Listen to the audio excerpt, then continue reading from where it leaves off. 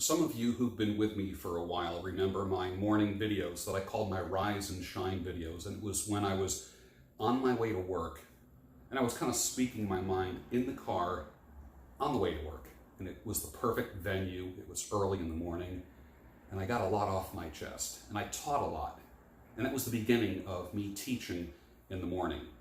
Well, you're about to see a resurrection of a Rise and Shine video that I did this morning.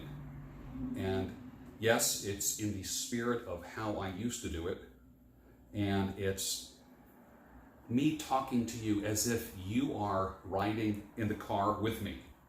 So for those of you that only know me through the Daybreak show or the interview series, Conversations and Dialogues, welcome to the continuation of my Rise and Shine videos.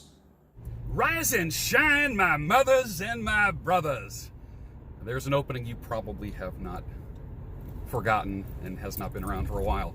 Let's talk about life presuppositions today on my way to the salon, where I have a men's grooming studio separate from the ladies' haircutting and coloring area. I have a very masculine room set aside in the back, which I think is even better than a barbershop. It's private, men can talk, and they do.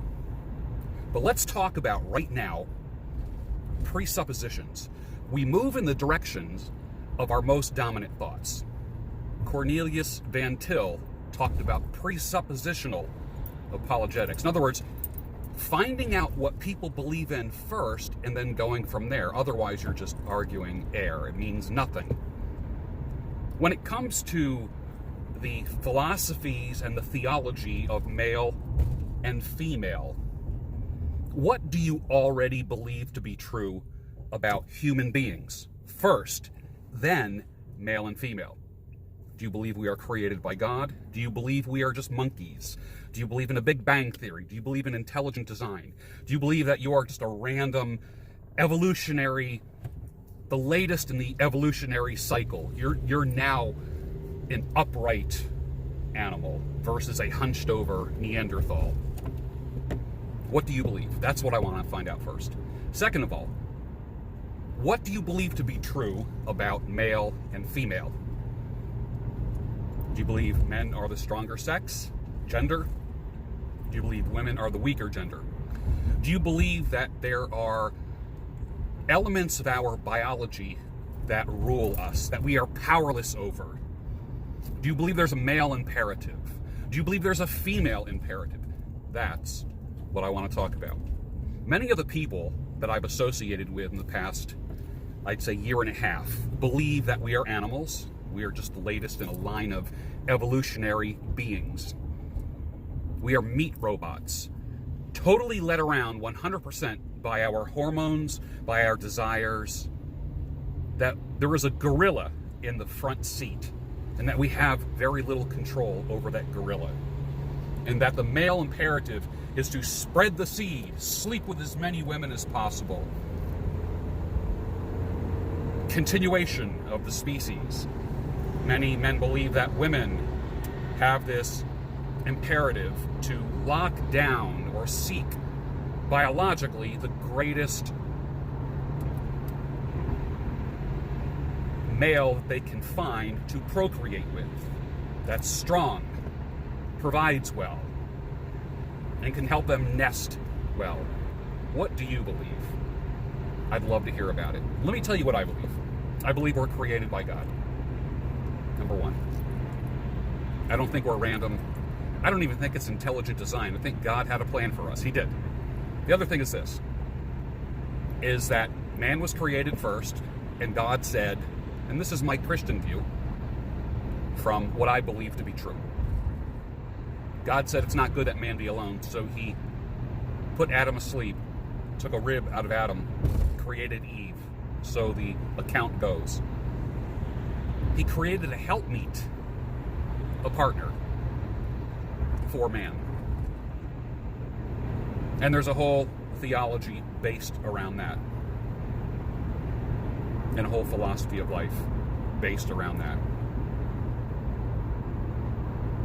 If you hate on women, you're hating on yourself. You're hating on your own rib. woman was taken out of you according to the creation story. There are a group of men that I have distanced myself from, that I disavow the teaching that we are just animals, and that all we need to do is spread seed. It's immoral, it's unethical, and it's leading men astray. The highest and best use of your sexual apparatus is to create children. And if it was solely that case, then, think about this. God didn't have to make sex feel good, did he? Because if you're not having children, sex still feels good, even if the end goal is not to create a family. That's the little bonus in there. Do animals feel good when they're doing their sexual thing? I don't know. It's in their instinct. The difference between us and an animal, which many people who believe in evolutionary psych believe we are animals, and that rule, they do not take into consideration the cognitive, the behavioral, the spiritual aspects of what we are. They believe we're just animals. And there are thousands and thousands of people following these leaders that are leading people astray. It's consistent with the 60s motto, if it feels good, do it. Well, it feels good to rob a bank as well and have $1 million. But my ethics keep me from doing that. My morality keeps me from doing that. When I was a younger man and wasting my time sleeping around, wasting my seed, and demeaning women by sleeping with them just for the sake of it, for no other reason, like not making children. When that was happening, there was an emptiness. And there's a whole movement that revolves around your penis, and it's the men's movement, the men's rights movement. It's got nothing to do with legality. It has to do with sex and getting all you can and satisfying yourself. Ladies and gentlemen, there's more to life than that. Does sex feel great? Of course. So does having $1 million, but are you going to rob a bank or hold up a home that has cash in it in order to gain that $1 million? Of course not. Why? Because you have ethics and morality. Does sex feel good? Of course. Of course it does. But are you going to just seek the pleasure, that 5 seconds of pleasure, of muscular contraction, and live your life around 5 seconds of muscular contraction? And men, 5 little squirts of your valuable seed. Are you going to do that? Is that what you're living for? Is that what you're swiping for?